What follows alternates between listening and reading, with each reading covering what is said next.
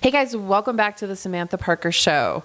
We're diving in because it's that time of the year where your feed is completely flooded with everybody proclaiming they are going to live their best life ever, which I think is fun. I honestly do. I think it's fun to get caught up in the energy of all of it. I think it's fun to set new intentions for the year. I think it's fun to dream bigger. And I also think it's fun to use this as a reflection time. But the thing is I believe this episode is coming out on January 5th. You're listening January 5th or later. And a lot of it is probably already worn off. I still think back to one of the funniest New Year's resolutions that I ever set. And that resolution was to stop swearing so much. I really wanted to clean up my language. I'm going to say that was roughly 12 years ago. I don't really know why. I just thought that my potty mouth was a bad thing and that I needed to do something about it. But now I'm my potty mouth is my favorite thing about myself. So just kidding. There's so many other things that top the list of favorite things about myself. But let's get into this, okay? Did you set a New Year's resolution? Did you set a New Year's goal? That is going to be the whole tone of our podcast. But you guys know I'm going to be sharing some sobriety tips for 2025 and then also letting you know how I plan to stay sober this year.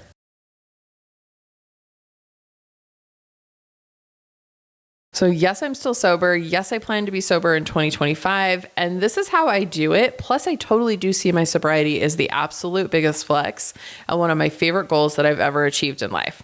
So I made a little list for you guys of some of the things that I have really done and really cemented in to make sure that being sober is easy and it's fun and it's not overcomplicated and it's something that I enjoy doing. It's something that I enjoy embodying and it's just who I am at this point. This is who I am.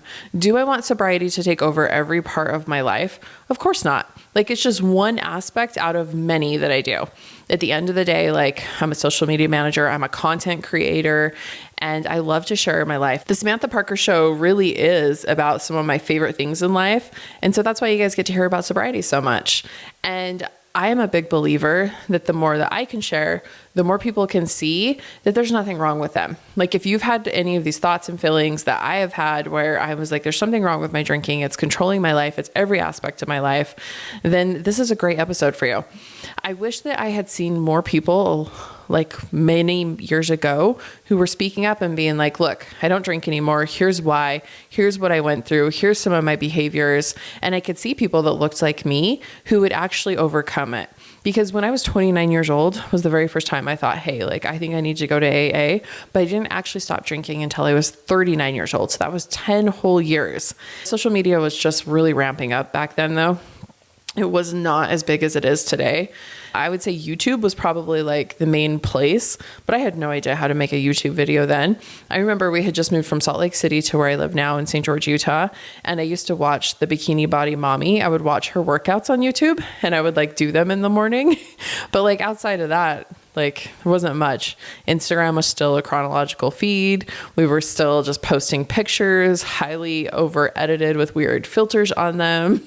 Because we could. I was oh, look, you can change the colors, and I hadn't really capitalized on using social media for business. I was blogging at the time and that was a lot of fun. I used to blog my thoughts and feelings. And for some reason, my boss at work would always take it personal and she'd be oh, you're going to quit. And I'm why? Because I was just talking openly about my mental health struggles.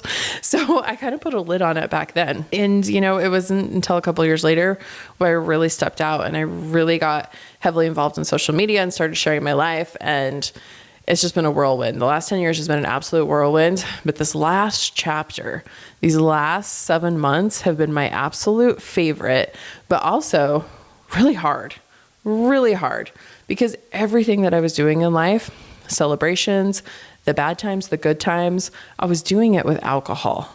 So I had to completely remove that. And that at first is hard. It is tragic. You think your life is ending. You think that you've just had your best friend murdered in front of you.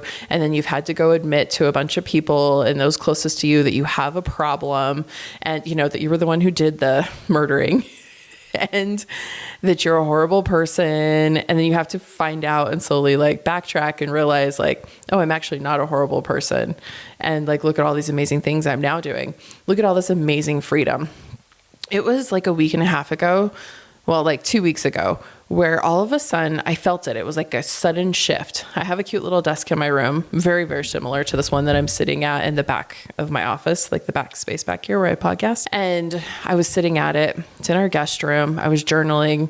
I was reading out of this book. I read from this book every morning. In fact, let me grab it because you guys might like it. It's something my sponsor gave me, my AA sponsor, and it has like a daily reading every day. Like, hold please. Here we go, because I carry it with me.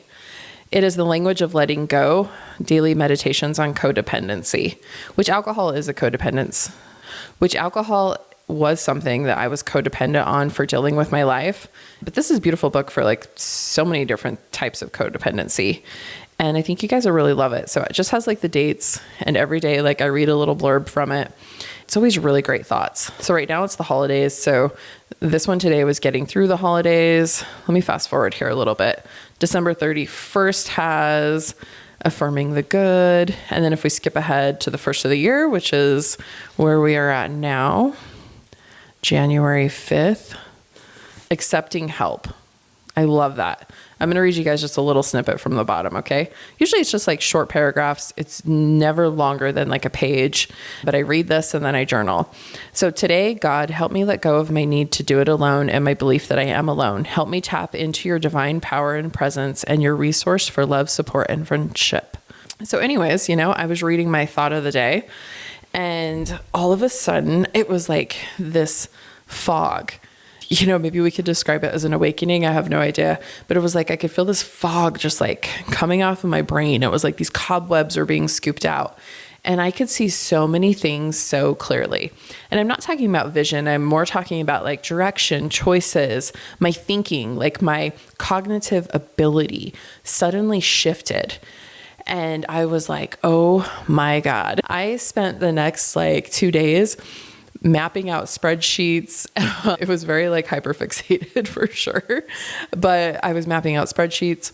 I had like a whole doc of like things that needed to happen in my business. Again, you guys, I run a business, I've got people who count on me. I'm in a very creative field. I have to stay very on top of what's going on in social media, but it's like all of a sudden everything was clicking and snapping into place.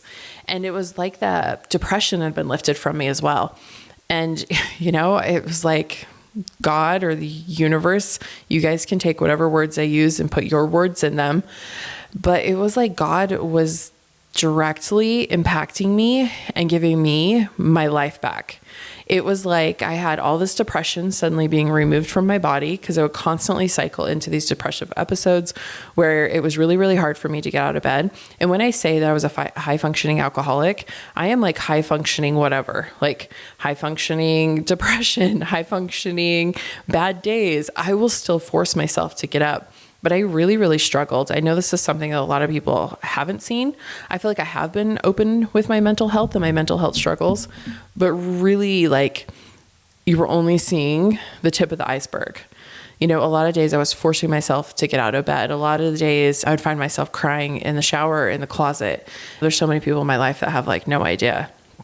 But I can tell you, I felt this being like lifted out of my body, out of every cell, and suddenly I could see things clearly.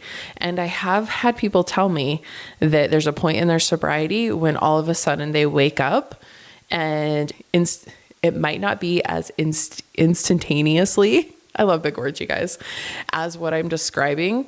And I think there was a buildup, of course. There was 7 months of detoxing this poison from my body, gaining clarity, spending time praying and really working on myself.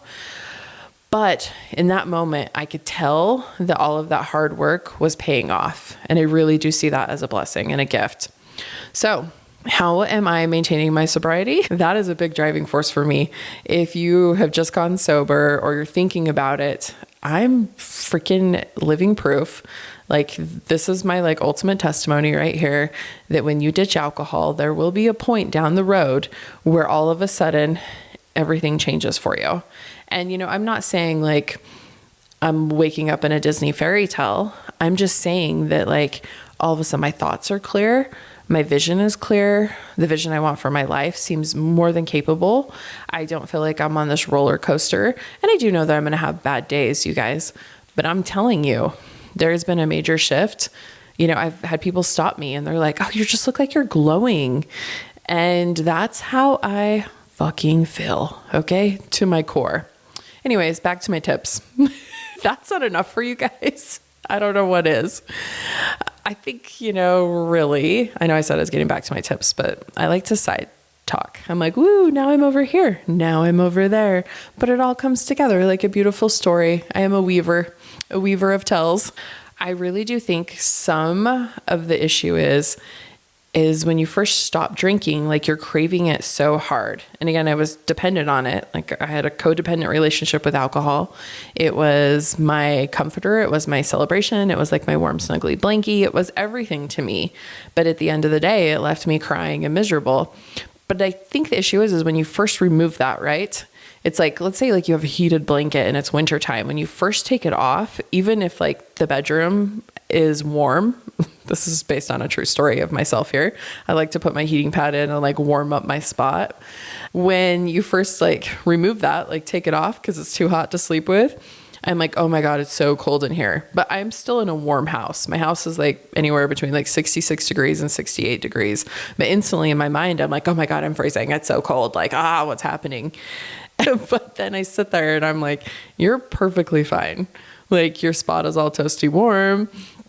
Your house is warm, like you have shelter, like you're perfectly fine. It is not going to freeze in here and you are going to make it through the night quite warm and toasty. But when you remove alcohol, like you take that warm blanket off of you, that comfort, that's how you feel. You're like, oh my God, what is happening to me? I don't have that support and that comfort that I need. And once you get away from it, like even further and further away from it, the further away I get from it, the more I can see this. It is a gift. But at first it's kind of painful, and your body is also dependent on it. Even if you're not drinking a ton, you will have like those cravings and you will have a little bit of the withdrawal when you quit alcohol. Your body will want to think about it. I mean, people have all kinds of addictions. People are addicted to nicotine, to food, to porn, whatever it is, but your mind gets like obsessive over it and hyper focused on it. And when you remove it, your brain is like, no. That was like my feel good. That was my pleasure. That was my dopamine. What the fuck am I going to do without it? Which is so interesting to me because all of these behaviors are so horrible for us. So you just got to give it time. You got to do the work. Everyone knows why they don't have 6-pack abs. It's because they haven't put in the work. I know why I don't have 6-pack abs. I do abs like once a week and I'm like, I'm dying, Like we all know. I remember when I was younger, like a teenager, Usher was a big deal back then. He thinks he's a big deal now, but he's not. I actually just ran into him at Disneyland. True story. My sister and I were recently at Disneyland in the fall and we were walking past the teacups and all of a sudden this large man, very large bodyguard man, just throws an entire like arm in my sister's face. Like she gets like a whole face, like arm to the face. And she's like, what the F, excuse me? And it was like Usher's bodyguard and they were like pushing him through the crowd. And I'm like, you could just walk through the crowd like the rest of us. I was like, what a dick. But anyways, back in my day, Usher was the bomb. Now I'm like, okay, that was a little entitled. Like you could wait for the crowd to part like everyone else. We were just walking through the area. Man's just doing his job, whatever. But Usher published this like routine. I want to say it was in like a People magazine type of vibe. It was his ab routine and the amount of like crunches and things he was doing to have these abs was insane. Like it's something like 4,000 a day. Like I'm not even shitting you, plus the diet, plus like all the other stuff. And so why don't I have Usher abs or why do none of my friends have Usher abs? For that reason. Okay. Like we all know why we haven't achieved the goals and things that we want because a lot of us aren't willing to put in that work. We're not willing to do the 4,000 crunches a day. I'm not. But a lot of us aren't willing to put down the drink. We're not willing to let go of that warm blanket and that warm, snuggly, codependent vibes. Okay, for reals though.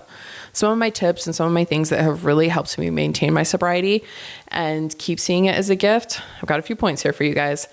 But really number one right there at the top, it goes along with abs, it's working out.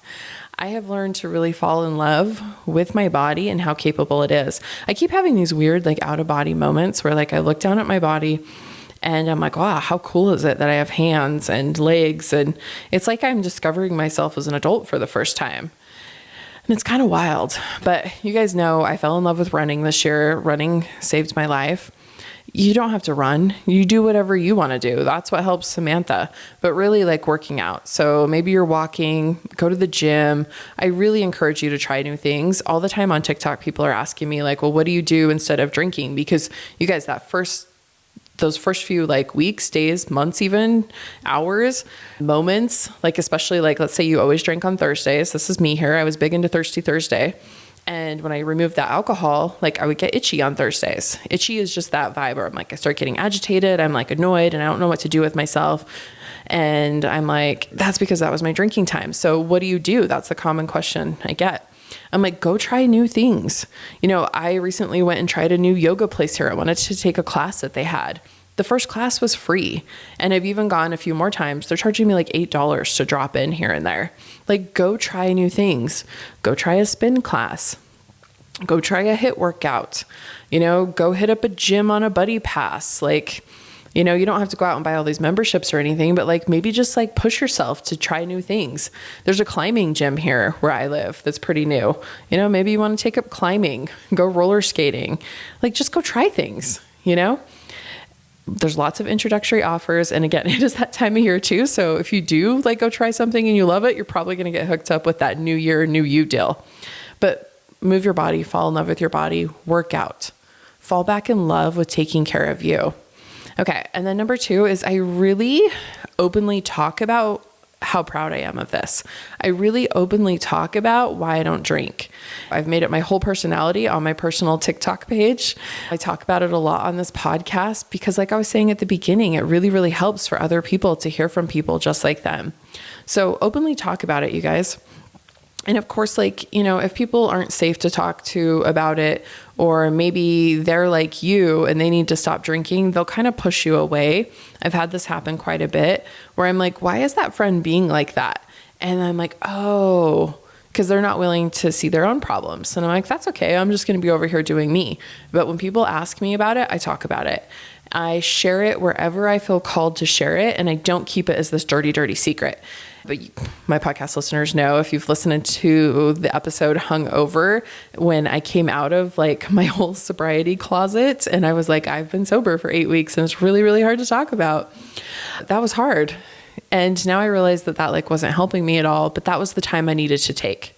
So take the time you need to take and then get out there and talk about it because it's not a dirty secret. Someone else needs the help too. Okay. And then next, I have lots of fun drinks in the house. Like so much fun drinks. Cause that was my thing with alcohol is I love pretty glasses. I love fun drinks. Right now I'm thinking of this pink vodka that I used to like, and it's not that one that you guys are probably all thinking of. It was something else. It was kind of bougie. And that's the kind of stuff that I really, really enjoyed. It's funny. Like I started to think about it. So then my mouth was trying to recall the taste and then my stomach just did like a little bit of a hurl, which is kind of funny. I'm like, no. Don't worry about it. We're not putting that in. But I have tons of fun drinks. Recently, the Smith's by our house, which is like a Kroger grocery little chain, if you guys are familiar with Kroger, but they do their soda sell. And so their soda was buy 2, get 3 free. And I went in and was like, what are some new things that we can try that are sugar-free? And there was like tons of new flavors, especially around the holidays. There's like some cool stuff. I've been trying to find the sugar-free 7-Up. That's a Shirley Temple. Have not been able to find it yet, but there's fun stuff. Like go try fun things. Again, at the same Smith's, there's an entire like aisle. It's beautiful too. Like I swear to God, it's beautiful. It's like glass cases and the drinks are all perfectly lined up, but it's like poppies and like all the non-alcoholic stuff, like all of that. So I have lots of fun stuff in my house. I have tons of fun like mocktail syrups and things like that. I love Tipsy Cocktail Supplies. You guys have heard me talk about them because on all of their bottles, they will have a mocktail recipe along with the cocktail recipe. So love mocktails. I'll even just put like some of the syrup in sparkling water. It's phenomenal. It's fresh and it's amazing. But I have lots of fun drinks on hand. I still have all my fun glasses. I have a ton of vintage glasses. It was something that like I just like to collect. And I'm like, let's bust these out and use them. Okay. And then I go to meetings. I go to AA and I work the steps. I did not work the steps for the first like 5 months. So I've only been working them for a couple of months now. And the jump from me just getting by, being sober, trying to do my best, sharing my journey with you guys to now is wild because I started working the steps.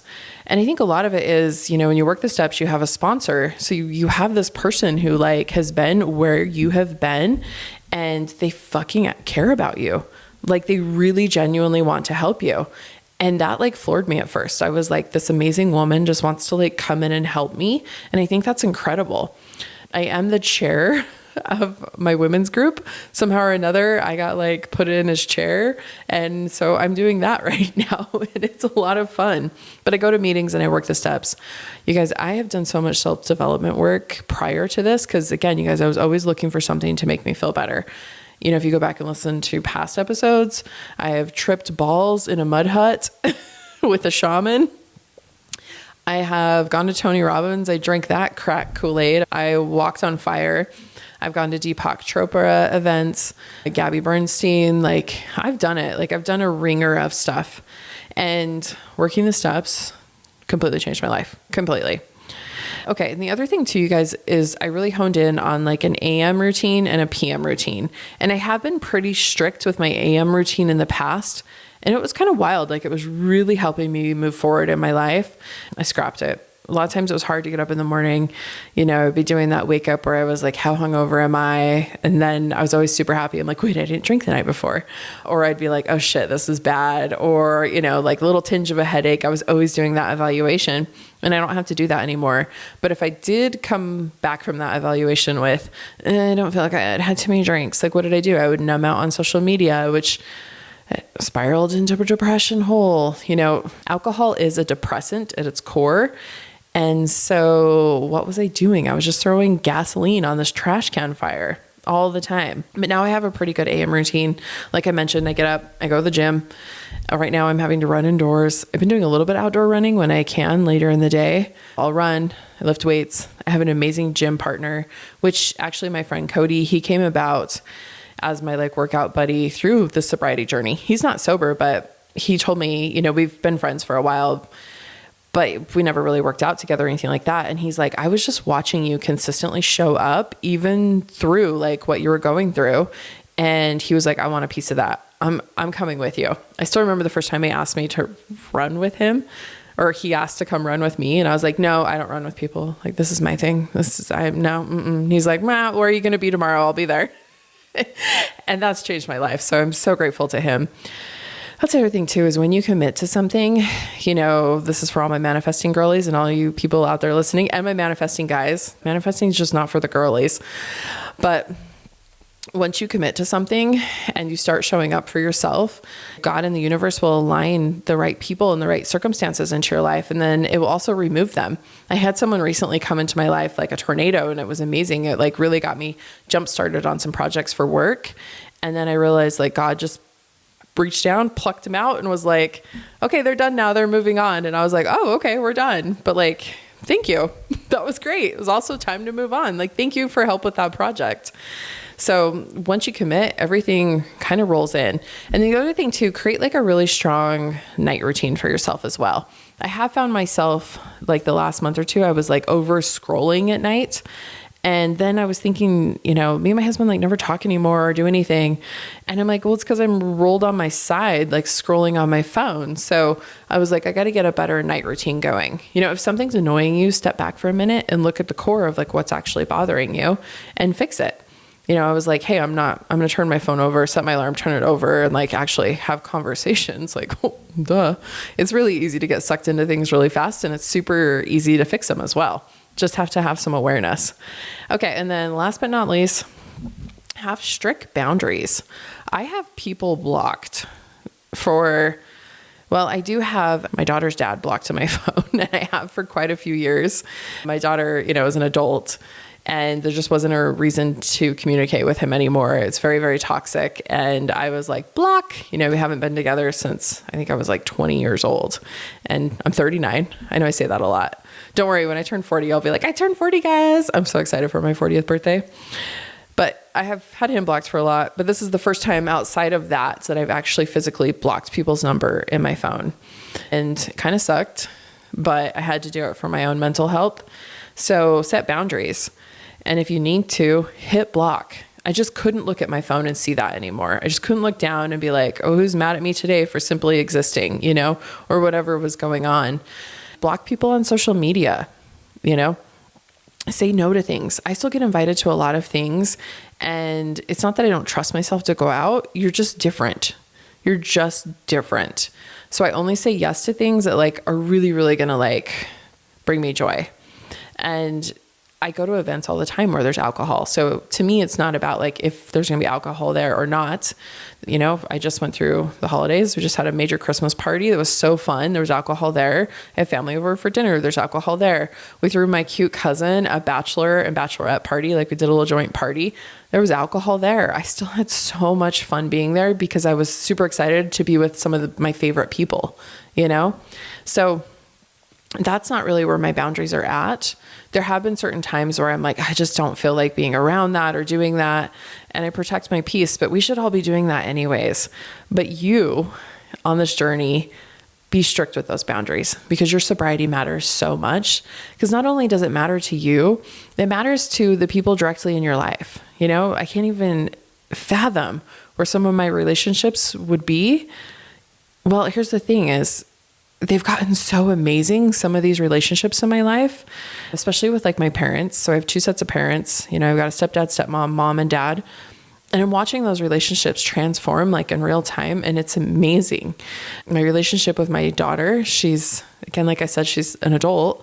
My 13-year-old son, it's beautiful. It's beautiful what's unfolding in my life. And without sobriety, I wouldn't be here because that's the only thing that's changed is I removed the alcohol and therefore I changed. And it's so fucking amazing. I just got a little mushy for sure. So for 2025, I've got big dreams, big goals. I already made my goals way mid-December. I was I know what I want Q1 to look like. I know where I'm going. I know where I'm headed, and I'll keep adding to it. But the vision is clear and it's amazing. Oh, this is fun too. Every year I always choose a word of the year. So my word of the year this year is easy, which I was kind of joking around with a friend. She picked her word of the year as bloom. It's so beautiful. And I was like, oh, mine's easy. And then I said, maybe we should go get tattoos. I have a lot of tattoos. I love tattoos. And then I was like, wait, I'm not going to tattoo easy on myself. And I was like, maybe I should just slap the word easy right on my ass.